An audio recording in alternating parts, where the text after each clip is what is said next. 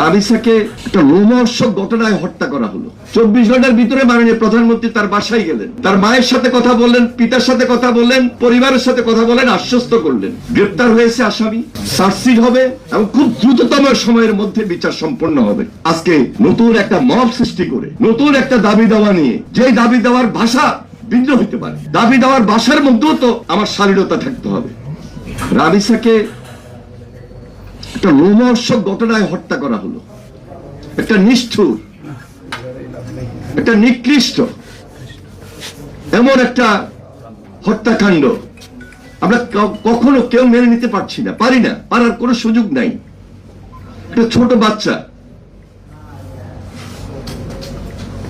তাহলে 24 ঘন্টার ভিতরেই আসামিকে গ্রেপ্তার করা হলো। 24 ঘন্টার ভিতরে মাননীয় প্রধানমন্ত্রী তার বাসায় গেলেন, তার মায়ের সাথে কথা বললেন, পিতার সাথে কথা বললেন, পরিবারের সাথে কথা বলেন, আশ্বস্ত করলেন। বিচারটা শুধু এখন সময়ের ব্যাপার মাত্র, যেখানে মাননীয় প্রধানমন্ত্রীর উপস্থিতিতে আইনমন্ত্রী, স্বরাষ্ট্রমন্ত্রী বলছেন যে আমরা এখানে এসেছি, সান্ত্বনা দিয়েছি, এখানেই শেষ না। গ্রেপ্তার হয়েছে আসামি, চার্জশিট হবে এবং খুব দ্রুততম সময়ের মধ্যে বিচার সম্পন্ন হবে। এবং যেই আইন, এই আইনের সর্বোচ্চ শাস্তি মৃত্যুদণ্ড। এটা কি সরকারকে সহায়তা করছেন না বাধা দিচ্ছেন? এটা আমাদেরকে গভীরভাবে চিন্তা করতে হবে। যেদিন আমরা শপথ নিয়েছি তার আগের দিন থেকে আজকে যারা এই ধরনের পরিস্থিতি, গতকালকে সারাদিন আজকে পর্যন্ত কন্টিনিউ একটা মব বলেন, একটা প্রেসার বলেন, এবং তাদের বাসায় একটা পরিবেশ পরিস্থিতি ক্রিয়েট করা, এটা কি গভর্নমেন্টকে সহযোগিতা করা হলো?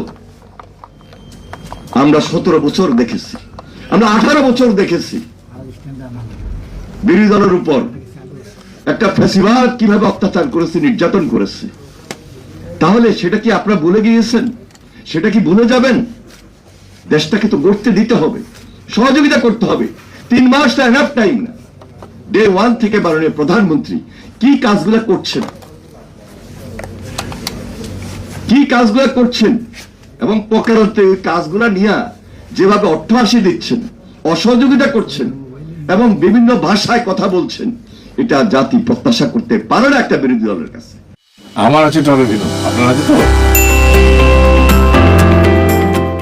আমরা ছাত্র রাজনীতি করেছি, আজকে ছাত্র রাজনীতি করি নাই।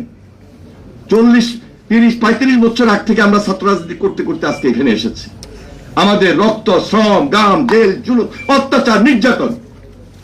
আমাদের মাননীয় প্রধানমন্ত্রী যারা তারেক রহমান নির্বাসিত জীবনে ছিলেন, সেখান থেকে আমাদেরকে গাইড করেছেন, সকল রাজনৈতিক দলকে একত্রিত করেছেন, দেশের মানুষকে একত্রিত করে আজকে এই ধারাবাহিকতা আমরা দেশ পরিচালনা করছি। আমাদের সাবেক মাননীয় প্রধানমন্ত্রী বেগম খালেদা জিয়া কতটুকু অত্যাচারিত, কতটুকু নির্যাতিত। 28শে অক্টোবর এই কোথায় ছিলেন আমরা জানি না, আমরা দেখি নাই। আমরা তো সেদিন জেলখানায় ছিলাম।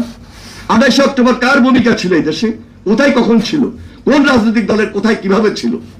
আজকে নতুন একটা মব সৃষ্টি করে নতুন একটা দাবি দেওয়া নিয়ে, যে দাবি দেওয়ার ভাষা ভিন্ন হইতে পারে, দাবি দেওয়ার ভাষার মধ্যেও তো আমার শালীনতা থাকতে হবে। সেখানে প্রধানমন্ত্রী যাবেন, ভুয়া ভুয়া স্লোগান দিবেন। বাংলাদেশের রাজনীতিতে আমরা যারা ছাত্র রাজনীতি করে আজকে এখানে এসেছি, আমরা কখনো এটাকে মেনে নিতে পারি না এবং নিব না। কারণ রাজনীতি রাজনীতির গতিতে চলবে, রাজনীতির মধ্যেও শালীনতা থাকবে, রাজনীতির মধ্যেও তো শৃঙ্খলা থাকবে। অশালীন এগুলা তো আমাদেরকে হিসাব নিকাশ আনতে হবে। আমরা দেখলাম গতকালকে ঝিনাইদহে গেলেন নাসিরউদ্দিন পাটোয়ারি। আমরা তো নির্বাচনের আগ থেকেই দেখি তার বয়স কি। রাজনীতির মধ্যে যে একটা শালীনতা তার মধ্যে কি আছে? রাজনীতির মধ্যে যে একটা শৃঙ্খলা, রাজনীতির মধ্যে যে একটা শালীনতা তার বক্তব্যের মধ্যে তো আমরা খুঁজে পাই নাই। এমন এমন কথা বলেন, যিনি প্রধানমন্ত্রীকে নিয়ে কথা বলেন, প্রধানমন্ত্রীর পরিবার নিয়ে কথা বলেন, এবং সেখানে অস্ত্রশস্ত্র নিয়ে ঝিনাইদহে গিয়েছেন। কাদেরকে নিয়ে গিয়েছেন?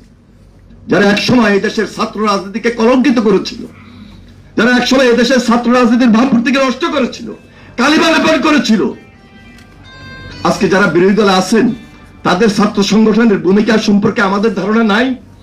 আমরা ঢাকা বিশ্ববিদ্যালয়, চট্টগ্রাম বিশ্ববিদ্যালয়, রাজশাহী বিশ্ববিদ্যালয় আমরা দেখি নাই।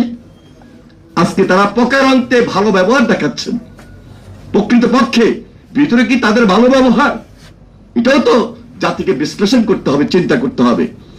সেজন্য এখনো বলছি, সময় আসছে, অনেক লম্বা সময়। এই সময় আমাদেরকে পাড়ি দিতে হবে, আমাদেরকে নদী বাঁচাতে হবে, দেশ বাঁচাতে হবে। আমরা এই বাংলাদেশকে নতুন ভাবে গড়ব, সে ওয়াদা করেছি, সে শপথ নিয়েছি, এবং জনসম্পৃক্ততার কাজ আমাদের তারেক রহমানের নেতৃত্বে আজকে নতুন ভাবে শুরু হয়েছে।